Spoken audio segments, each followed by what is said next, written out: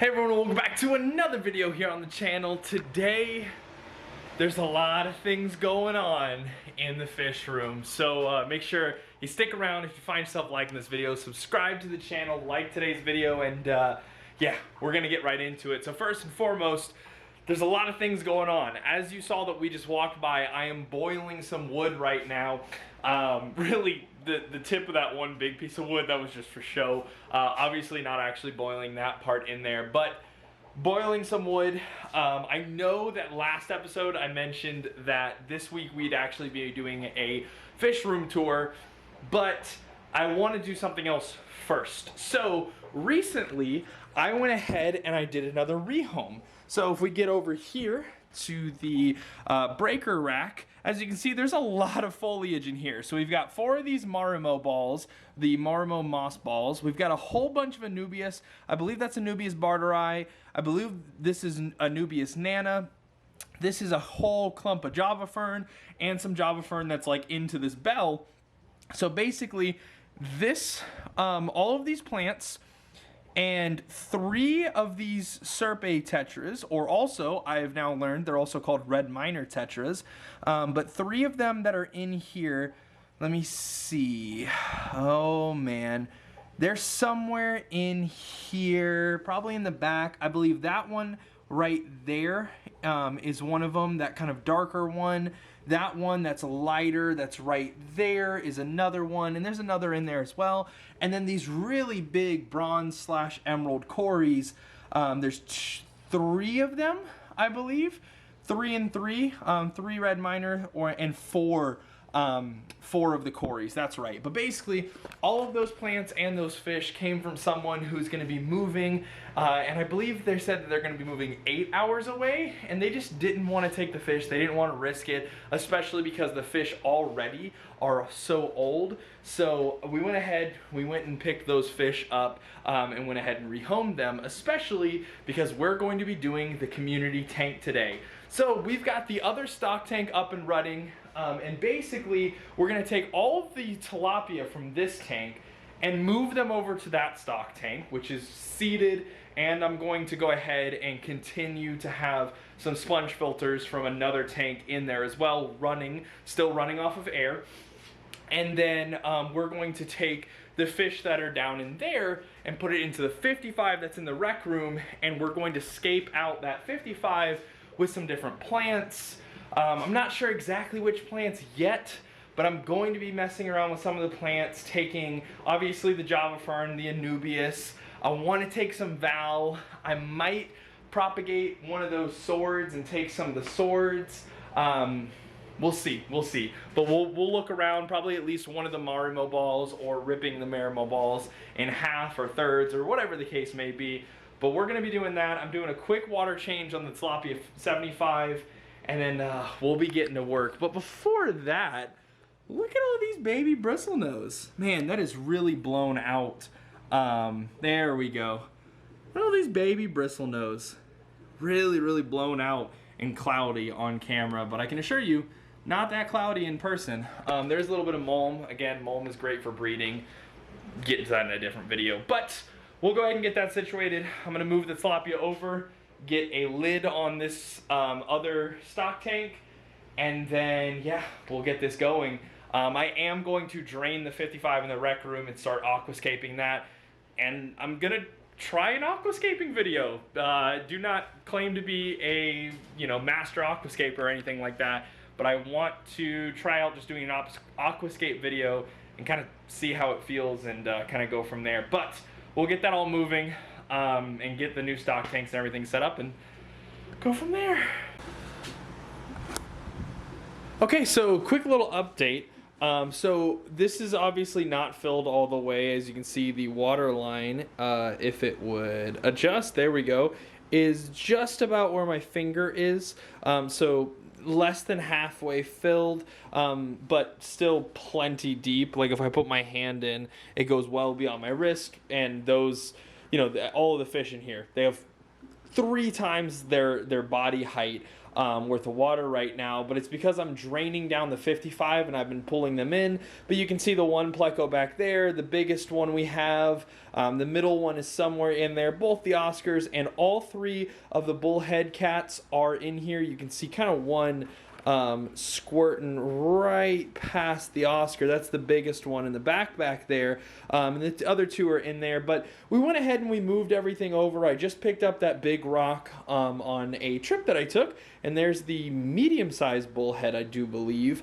So the inlet pipe, I am going to go ahead and put some of this meshing over it just to make sure. I'm just going to cut a little square out to put for the mesh there. And we do have the heater in, and of course this is going to circulate. So we're going to go ahead and just let them chill. But I wanted to show you a quick, very, very quick update on where we're at. I might play around with this a little bit more. They still have some other rocks in their aquarium that I'm going to put in here. And then, yeah, we'll take it from there. But again, this is what we're looking at right now just for them to stay in. We'll actually aquascape and take time on the big one with all those plants over there. Okay, so we've got the entire 55-gallon drained. Everything has been removed from the original setup, and now this is what we're starting with. So this is the log that I've had soaking for months now in the 75. It is dry now. I have super glued it to that big slate rock, and then I did have to cut it down to size in a couple of places. Two main ones, and then kind of a little nodule. So this little nodule I'm going to have up front, that was one of the main big pieces, and it's laying up against the back. And then this is another little nodule that was on the underside. So basically that was sticking out right there. That and that were in there as well. But this is kind of where we're starting. So I want, obviously, the hardscape to be the biggest feature of the actual aquarium. I want it to be like, wow, okay, that is the main focal point. Let's look at that giant piece of wood. I do want to have a lot of plants around it, of course. So now what we're going to move into is figuring out where I want the Java fern, where I want the Anubias.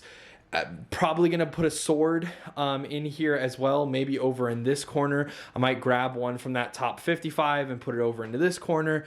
We'll see. So that's kind of going to be the next run around. I also think I want to put some val up in the foreground. I really have a couple of big bushels that I want to use, and then maybe some of the smaller bushels as well, kind of just to fill out some of the foreground. Maybe put some val in the back as well. But that is the next part. So while this is drying and curing to at least a little bit, so that way the wood doesn't float, next part is going to be working on some of those pieces of getting the foliage in here. And also I've got some other slate rocks, and I think I want to put at least one, probably two rocks over on that side, just to kind of make it all flow together and look a little bit better. But let's go ahead and work on that next. Okay, so I hesitate to even say little update, but a little bit of a major update. So we've got the Amazon from our Angel Grow Out tank is now in the corner. We have the two valve from Max and Maxine's tank. We put the small Anubias over there, plugged some holes with some of the Anubias, put some Java fern at the back, and then put another Anubias on the back of that rock. I am going to pull a little bit more val from the what's it called, the bristlenose tank, and I'm going to fill in a couple more spots with val. But we've got plenty of extra Java fern, plenty of extra Anubias. Some of that's going to go into the bristlenose tank as well, which is very, very exciting for me, to get a little bit more green in that place. Also, if we remember in the you guys actually haven't seen this without the hang-on back filter, but we took the hang-on back filter out of this, so it's kind of growing out a little bit more. But the val that we put in here was I think I'm going to put some root tabs in here, actually, just to help those along. But the Java fern that we have in here, that was just kind of like a, hey, I have this plant, it should probably go somewhere. So I put it in here, and I put it in here because it was with the big Oscars, then moved to the axolotls.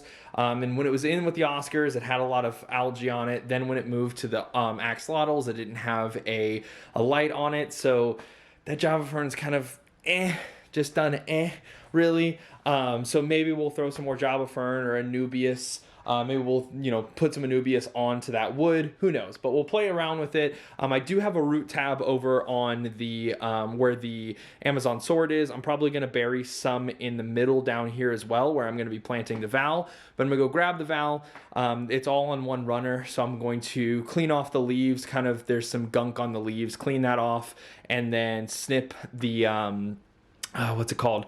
Snip the oh my goodness. Snip the runners. I said runner like 16 times there. Snip the runners, separate them, and then kind of plant them all over. Especially because once this sword raises, there's going to be some dead area right here. So I kind of want to have this foreground taken up. I don't know about this stone. This stone's messing with me. I think I'm going to play around with it a little bit different. But we'll go ahead and get it all situated. Okay, so we added a little bit more, so went ahead and got the rest of the Val in there, down at the bottom. We did grab the Marimo balls. I don't know if I mentioned that earlier in the video, but when it came to getting the fish and the plants, it wasn't just the Java and the Anubias, but it was also the Marimo balls. I'm assuming I said that earlier, but just in case. But yeah, I think all is well. I think this is all good to go. What I'm going to do is I'm going to go ahead and do a fill test and see what stays, what doesn't stay.